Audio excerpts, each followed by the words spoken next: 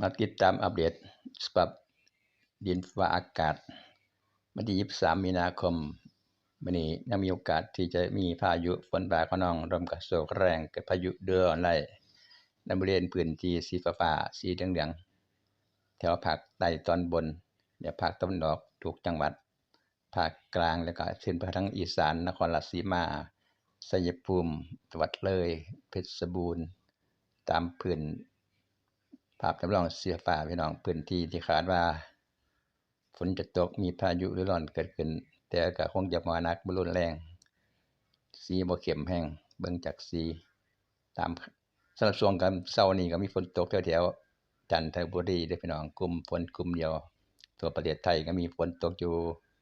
แถวๆชายฝั่งอ่าวไทยทั้งจันทบุรี